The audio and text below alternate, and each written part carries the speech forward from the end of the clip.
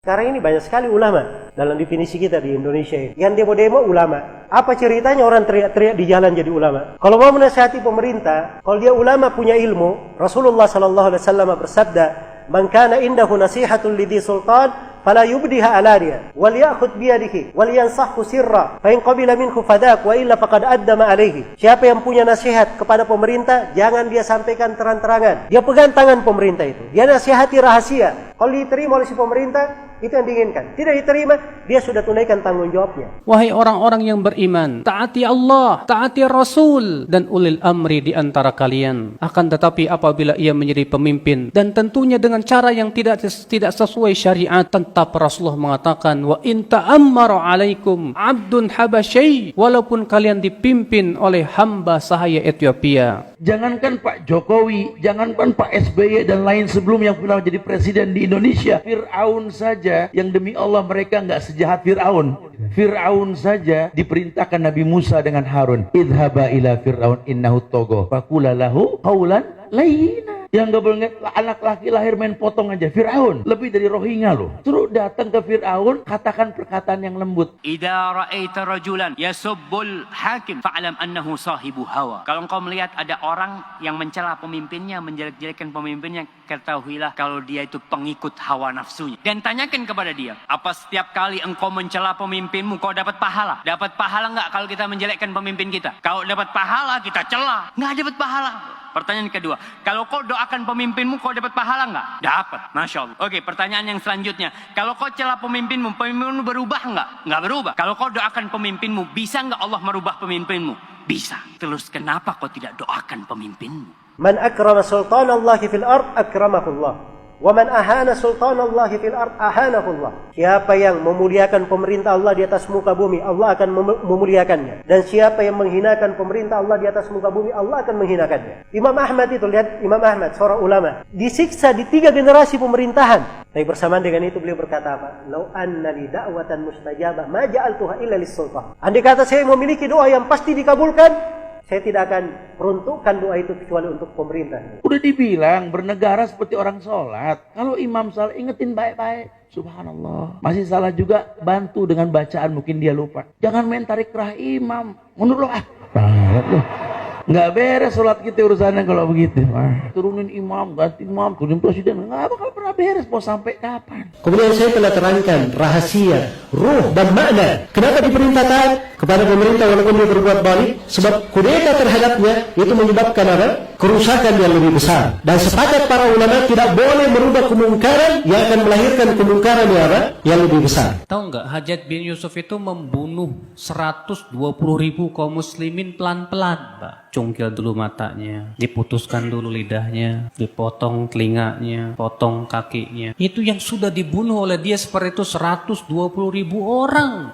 Di antaranya sebagian sahabat dan sebagian ulama tabi'in. Mendengar orang berdoa, ya Allah, binasakanlah Hajjaj bin Yusuf. Kata Al-Hasan Al-Basri, kamu jangan doa seperti itu. Aku khawatir, kata beliau, kalau Allah kabulkan doamu dan Hajjaj pun binasa, ternyata penggantinya dia kera dan babi. Katakanlah, kamu mengatakan bahwa Hajjaj bin Yusuf itu kejam. Memang dia kejam, betul. Dan kamu berdoa kepada Allah supaya Allah binasakan dia. Kamu yakin penggantinya lebih baik? Mungkin sezalim-zalim pemerintah yang ada di belakang ini tengah umat. Tidak ada yang sezalim Fir'aun.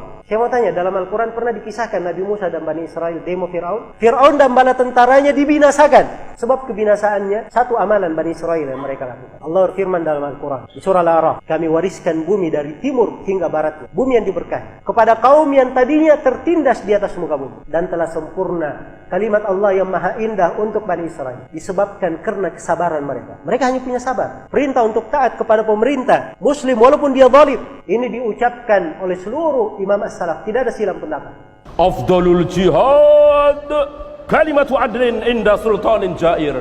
Ini kata Nabi, sebesar-besar jihad adalah ucapan yang adil, ucapan yang hak, ucapan yang benar. Di mana? Di hadapan seorang pemimpin yang dolim. Di hadapan, bukan di televisi, bukan di radio, bukan di koran, bukan di Bundaran HI, bukan di Sudirman Tamrin, bukan. Misalnya saya berhadapan dengan Pak Presiden nggak benar nih begini.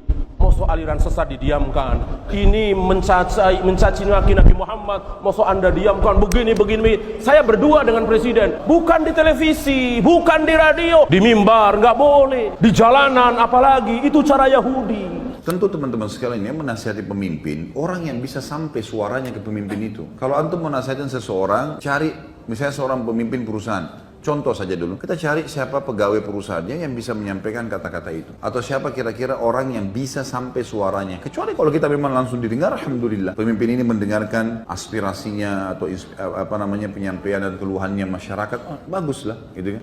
Gak ada masalah. Tapi kalau tidak, maka cukup dengan doa. Kita doakan saja. Itu senjata bagi orang beriman. Allah bisa masukkan ke dalam hati dia berubah. Bisa. Bukan mustahil. Allahumma ya Allah, bukakan pintu hidayah.